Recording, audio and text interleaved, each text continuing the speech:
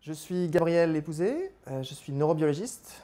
Je travaille sur le fonctionnement du cerveau, en particulier sur le fonctionnement du cerveau olfactif, pour essayer de comprendre comment notre cerveau détecte, analyse et intègre l'information olfactive, comment il l'encode dans notre mémoire et comment potentiellement ça peut aboutir à la genèse d'une émotion positive ou négative.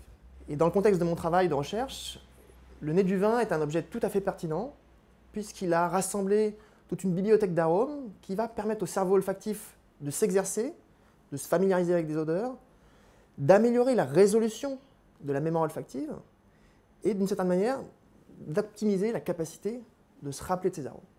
Dans le nez du vin, j'ai choisi deux arômes qui me tiennent à cœur. Le premier, c'est l'arôme numéro 17, c'est l'arôme de mûre.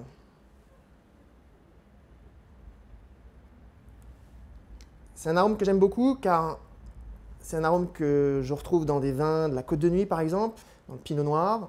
C'est aussi un arôme surtout qui réveille en moi beaucoup d'émotions car quand j'étais petit, on allait chercher, cueillir des mûres dans des buissons, on allait faire de la confiture et tout ce travail de labeur de cueillir et de cueillette qui à la fin est récompensé par un magnifique pot de confiture, tout ça, ça éveille en moi tout un souvenir.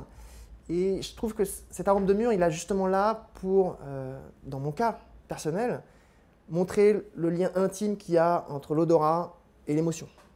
Ce qu'a très bien décrit Marcel Proust, alors dans la recherche du temps perdu, sur cette madeleine, c'est cette capacité de l'odeur et de l'odorat à avoir un lien intime avec l'émotion et d'être capable d'évoquer de manière très forte, de manière très robuste, un souvenir olfactif.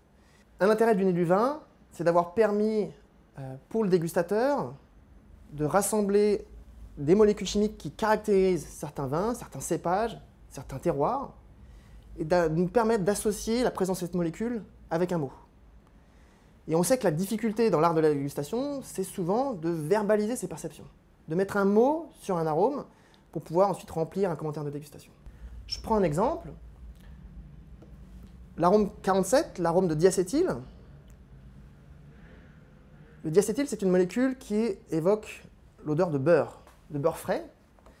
Et dans cet ouvrage, le beurre va me permettre non seulement de reconnaître davantage ces notions de beurre, mais aussi de comprendre que le beurre, elle est une signature d'un processus fermentaire bien particulier qui caractérise en particulier des blancs, des grands blancs de Bourgogne, c'est la fermentation malolactique, qui au cours de cette transformation génère certains arômes, dont l'arôme de beurre.